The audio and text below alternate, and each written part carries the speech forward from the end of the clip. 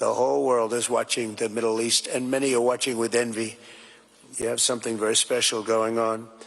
Incredible opportunities are within reach for this region. If we can simply stop the aggression from a small group of pretty bad actors. The Biden administration created havoc and bedlam by basically being incompetent, but by empowering Iran and its proxies, sending them billions of dollars, billions and billions of dollars, senselessly. I couldn't believe it to watch. One of the reasons I said, let's do this again. But what they did was so bad while turning his back on the Gulf allies. Those days are over. Everybody at this table knows where my loyalties lie, always have. They'll never waver, never. And we'll stand with our friends and partners, and we'll confront the aggression that threatens us all. I want to make a deal with Iran. I want to do something if it's possible. But for that to happen, it must stop sponsoring terror, halt its bloody proxy wars, and permanently and verifiably cease its pursuit of nuclear weapons. They cannot have a nuclear weapon. I don't imagine there's anybody at this table or anybody in this room that would say they can. I'm strongly urging all nations to join us in fully and totally enforcing the sanctions that I just placed on Iran, and we also placed secondary sanctions, which are in certain ways even more devastating. Iran, as you know, had no money when I left office. They were broke. They had no money for Hamas. They had no money for Hezbollah. There was no attack. There was no thought of attack. There would have been no attack if I were president. But bad things happened in that election. And I said, let's do it again. And by doing it again, it became much more historic. It's a much more historic election, much more powerful election. And we have a mandate. We won every swing state. We won by millions of votes. We won 2,750 districts, we call them districts, out of a total, if you look at the number, it was 2,750 to 505. The whole map was red meaning Republican. So I will say recently we launched strikes on more than 1,100 Houthi targets in Yemen, as you know. And last week they agreed to stop. They don't want to be targeting our commercial ships anymore. And they said, that's enough, that's enough. We'd done about 52 days, 52 nights. It didn't end. We just put in a budget of $1 trillion. It's our biggest budget, military budget we have ever put in. And the United States is very strong right now. It's amazing. In a short period of time, we've been there 100 days. And in a short period of time, we've done what a lot of people don't do in 4 years. We're a hot country, just like you're a hot area. And we're going to keep it that way. In Gaza, my administration shares the hope of so many in this region for future of safety and dignity of the Palestinian people. But that cannot happen as long as Gaza's leaders take delight in raping, torturing, and murdering innocent people. Can't have it. I greatly appreciate the constructive role that the leaders in this room have played in trying to bring the terrible conflict to an end, including by helping secure the release of American hostage Edan Alexander. It was a big day yesterday, a very important day.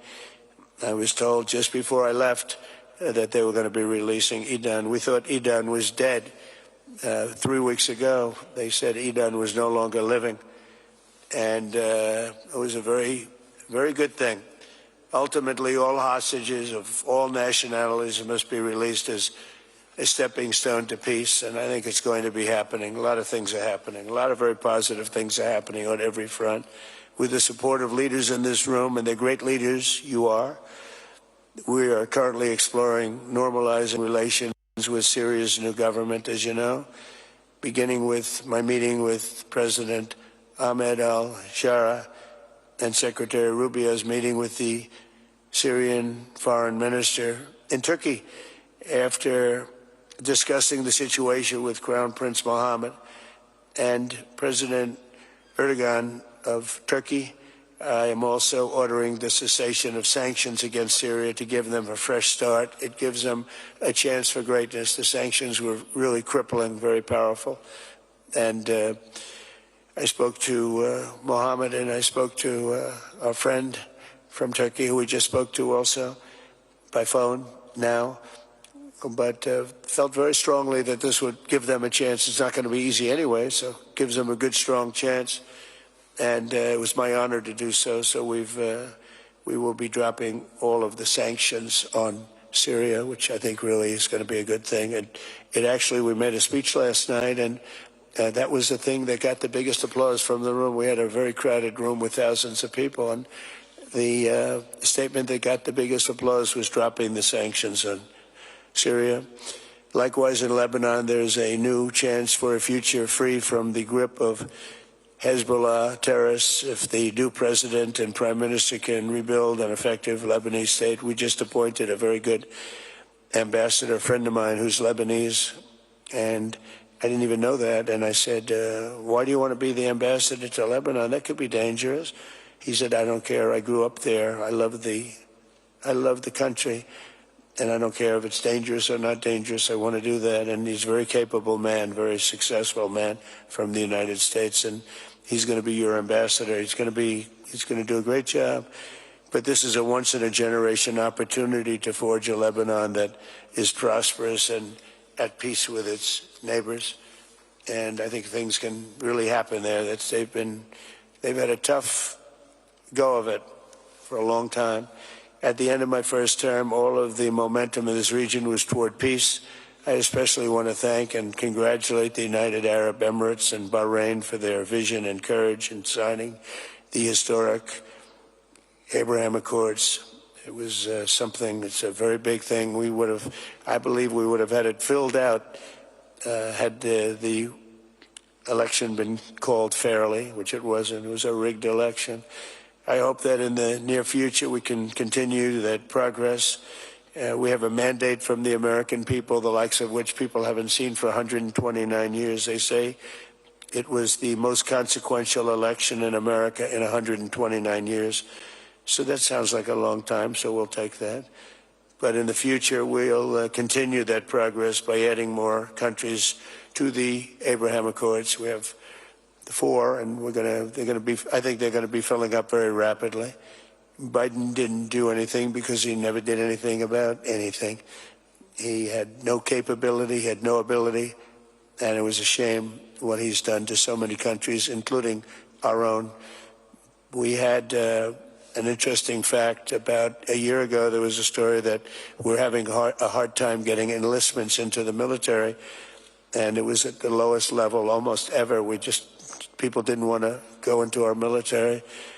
And it just came out last week, you probably saw, that we have now the strongest enlistment in the history of our country. They say 38 years. One said 37, one said 32, and one said ever.